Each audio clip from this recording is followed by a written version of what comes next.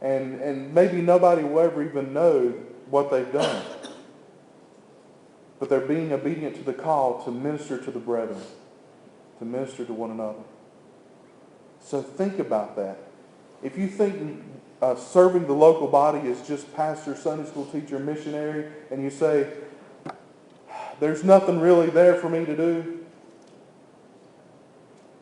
increase your thinking. Serve someone in need today. They may need a house repaired. They may need something that you can help them with. Amen. And that's serving God by serving your brothers and sisters. The second ministry that I want to talk about, that each and every one of us have, is what I've labeled, and it helps me to understand it. I call it our natural ministry. And when I say natural ministry, I mean something that comes to us by nature. Something that we're born into, like a son or a daughter. Did you have a choice in whether you were a boy or a girl when you were born? No, we didn't have that choice. It just came to us by nature.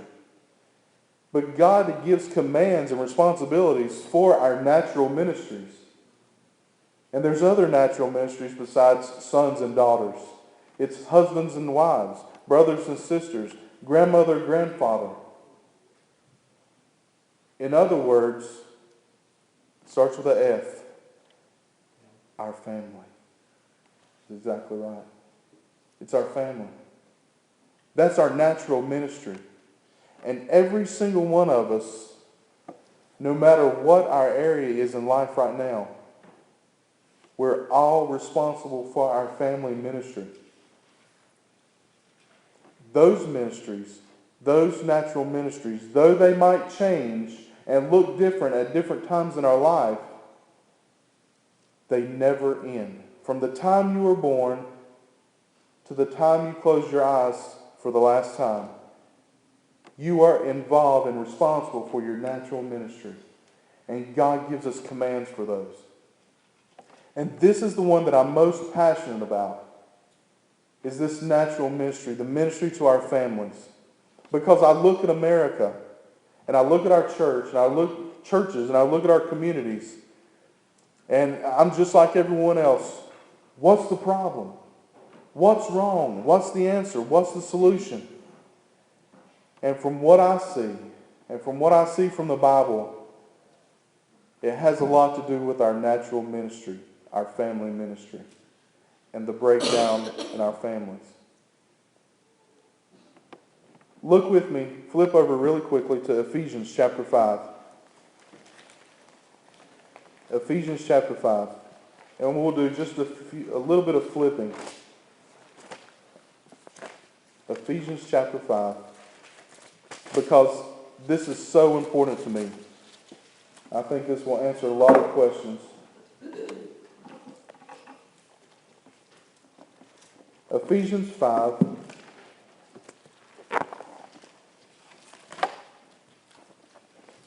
Two verses, 31 and 32. Ephesians 5, 31 and 32. Most of you are familiar with what Paul is talking about. He's talking about the family, the home, husbands and wives. And starting in verse 31, and we'll go through 33. For this cause shall a man leave his father and mother, and shall be joined unto his wife, and they two shall be one flesh. Then he says, this is a great mystery, but I speak concerning Christ and the church.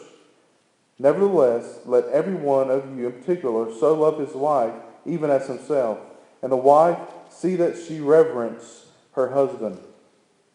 Paul says this because he knows it's a mystery.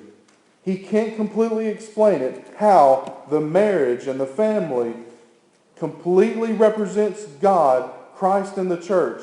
He admits that it's a mystery, but he says that doesn't subtract from the fact that the marriage, the husband and wife, the family, represents Christ. And when you misrepresent the marriage in any way, and you misrepresent the family, you're misrepresenting Christ. and that's blasphemous. We are made in the image and likeness of God, and so is the marriage, and so is our family. And anytime we misrepresent God, it's blasphemous. We are misrepresenting God to the world by our marriages, by our families. For them to see a picture of God, they look at us. And what do they see? They see the downfall of the family. That's number one. Because it blasphemes God to misrepresent Him through the breakdown of the family. Number two, why else is this important? Flip back to Luke chapter 1.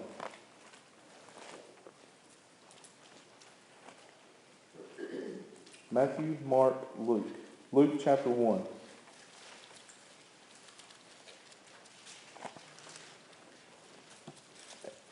And this is all going to tie together. It's all part of the puzzle. Different pieces, same puzzle. Luke is talking about John the Baptist. That's who we've been talking about in John chapter 3. We've been talking about what John preached. He was pointing to Christ. What else did he preach that pointed to Christ? Well, here in Luke, he is fulfilling a prophecy from Malachi. You remember there was silence for 400 years between the Old Testament and New Testament? Here John is beginning to fulfill those prophecies. He's pointing people to Christ. And by pointing people to Christ, and I want everybody to get this, listen to his message. Luke chapter 1, verse 17.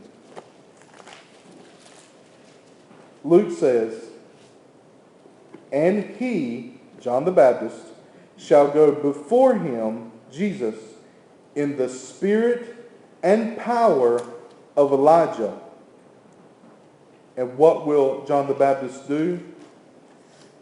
To turn the hearts of the fathers to the children. To turn the hearts of the fathers to the children. And the disobedient to the wisdom of the just. To make, listen to this is amazing. To make ready a people, what? Prepared for the Lord. To be prepared for the Lord, you had to turn your hearts to your children. To be prepared for the Lord's coming, for His salvation, for revival, you had to turn your hearts to your children. That means their hearts were away from their children. Look at our homes now. We're so self-absorbed, and we're hardly ever turning our hearts to our children. We're worried about our booze. We're worried about TV. We're worried about money. We're worried about women.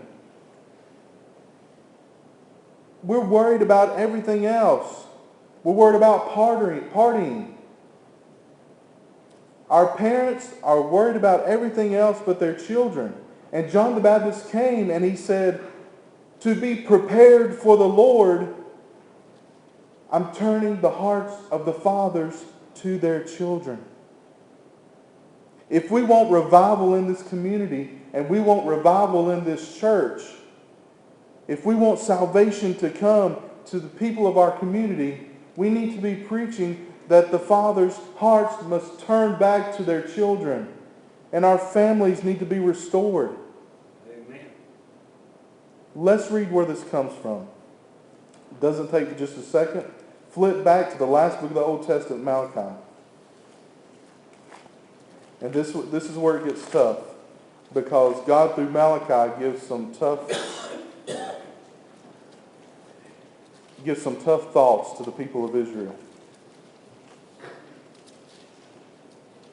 The last chapter of Malachi, the last verse, the very end, is where Luke chapter 1, verse 17 comes from.